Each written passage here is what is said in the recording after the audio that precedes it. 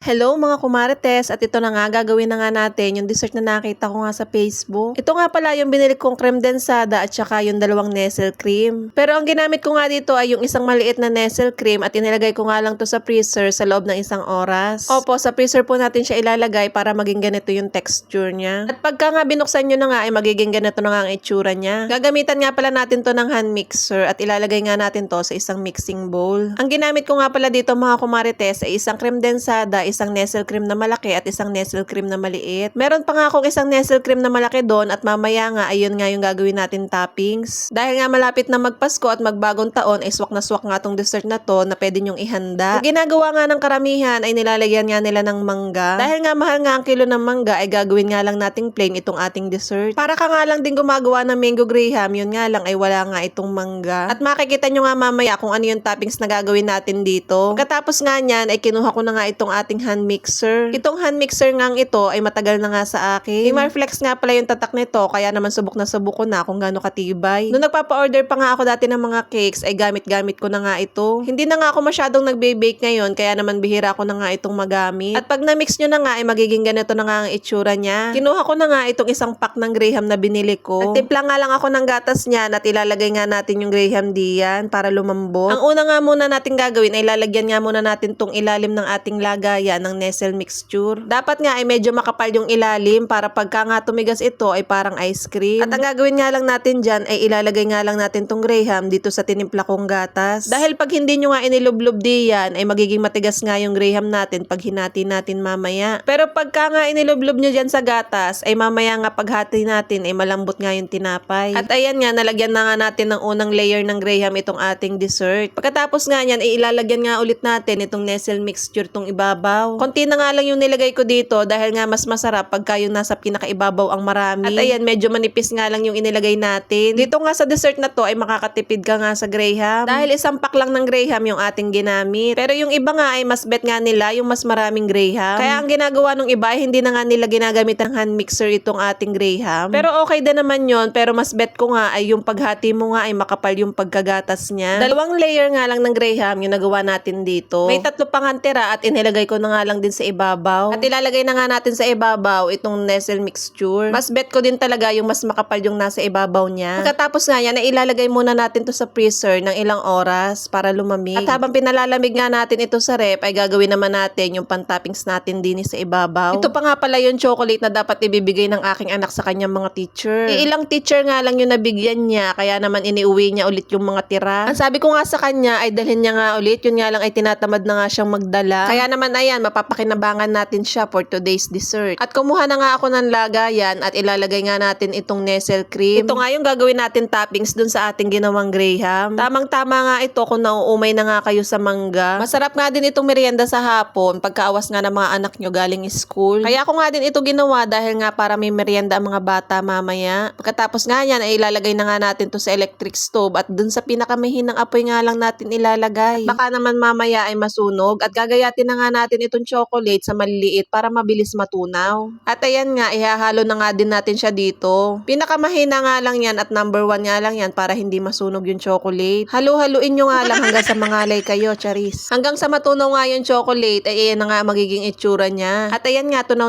na yung ating chocolate at pwede na nga natin siyang ilagay dito sa ibabaw. Medyo malamig na nga ito at pwede na nga natin tong ilagay. At ayan na nga mga kumarites na magiging toppings natin dito sa ating graham. Mainit-init pa nga siya nung nilagay ko dyan. Pero okay lang yon dahil ilalagay pa din naman natin sa freezer yan at lalamig din yan. Sasaidin nga natin itong chocolate dahil nga sayang. At ayan, i-spread nga lang natin yung ibabaw at ganyan nga ang magiging itsura niya. At takpan nga lang natin to at ilalagay nga natin sa freezer ng overnight. At fast forward nga at ito nga ay kinabukasan na. Magtitimpla nga muna tayo ng kape at ito nga yung kape na bigay ng aking biyanan. Bali, 2 na nga yung ganito ko kaya naman gagamitin na natin para maubos. At ayan nga, nilagyan ko na nga ng gatas dahil mas masarap nga pag gatas yung ilalagay. At syempre, lalagyan na nga natin to ng 2 kutsaritang asukal. At lalagyan na nga natin ng mainit na tubig. At nung tinikman ko nga ay bet na bet ko nga yung lasa. Bakit ba ngayon ko lang tinimpla to? Masarap pala. Pagkatapos ko nga magtimpla ng kape ay pumunta na nga ako dito sa labas dahil nga dito nakalagay yung ating ginawang graham. Marami nga pala kaming rep dito mga kumarites. Chari. Rep nga pala ito nung kapatid kong panganay kaya naman pag punong-puno na yung aming rep ay dito nga ako nakikilagay ng ulam. Diyan na nga pala nakalagay yung mga itinitinda niyang manok. Kasyang-kasya pa nga dyan ng isang buong baboy. Boy, charis. At ayan nga, kinuha ko na nga itong ating ginawang graham. Dahil sobrang nga kung mag-yelo yun, ay pagaganhawin nga muna natin ito. At ito na nga mga kumarites, the moment of truth. Tingnan na natin kung anong naging itsura ng ating ginawa. At ayan na nga mga kumarites, ang itsura ng ating ginawa. Sobrang tigas talaga niya at hindi ko nga siya mahati. Tatry nating hatiin ng kutsilyo kung ating mahahati nga ito, pero hindi ko talaga kaya. Sobrang tigas pa din niya, kaya naman mamaya na natin ito gagayatin. Tinakloban ko nga muna at atin nga munang palalambutin to bago natin gayatin. At fast forward nga at ayan nga, medyo malambot-lambot na. Pero sobrang tigas pa din niya. Dahil gustong gusto ko nang tikman, ay sige, bahala na kung maganda sira-sira ito. Gusto ko na talaga kasi siyang tikman mga kumarites. At ayan nga, finally nakakuha na nga